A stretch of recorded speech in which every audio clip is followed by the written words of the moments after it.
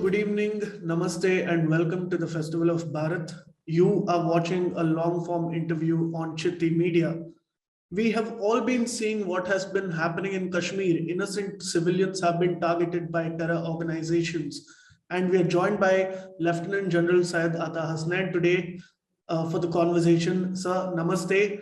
And first of all, let me take this opportunity to thank you and to give you our pranams for the service, for the tireless service that you've given to our motherland. Thank you very much. That's an honor, absolutely, and an honor to be on your program. The honor is ours, sir. So my first question to you is, we have obviously been witnessing what is happening in the valley in the last 2 to 3 days. Minorities, especially civilians of Sikh and Hindu faiths, have been targeted in an attempt to recreate the 1990s exodus that we saw about 20-30 years ago. Why is there a change in strategy, and where is this coming from? See, Sharon, the fact that 30 years later, after 1990, once again the circle has come around and you find the targeting of minorities in the Kashmir Valley just proves that they appear to be the softest target that the terrorists can actually select. Since 1990, 30 years have passed. We have been able to secure our minorities to a great extent. But yet there are chinks in the armor, despite the fact that we have gained a tremendous stability of the security environment in Kashmir at the moment. The line of control is peaceful. There are rare acts of infiltration which are taking place.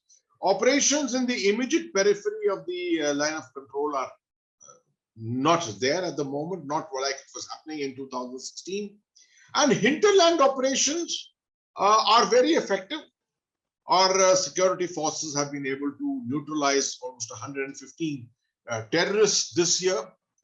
So it is because of this situation that you find that the terrorist organizations under this umbrella term called the Resistance Force, put together by the sponsors on the other side, that's the Pakistan ISI, is essentially attempting to regain its relevance.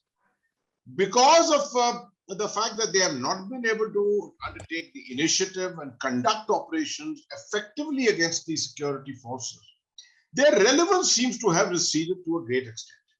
Their ability to do hit and run operations, carry out terrorist criminal acts against civilians, etc., have all taken a backseat ever since the last 2.5 years or so. Now, if this situation had continued, their relevance would have receded to a great extent, and to get back into this whole game would have been very difficult. I may also like to tell your viewers that one of the major changes which had happened in the last 2.5 years was the fact that the security forces were not only neutralizing terrorists, but were also neutralizing the networks which supported the terrorists. This is a very important aspect to understand in counterterrorism operations, that unless you neutralize the networks, you will find that there will always be a bounce back.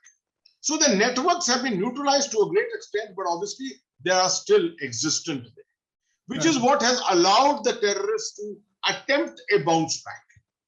And much of the inspiration for this comes from what's happening in Afghanistan.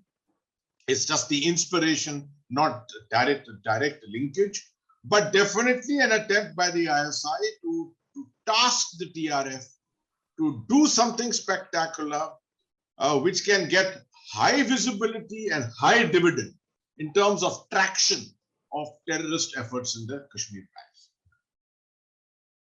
Please remember to subscribe to us and switch on the notifications for this channel. For our other social media links, more content, and to support our work, please visit citti.net. Dhanyavad. Namaskar.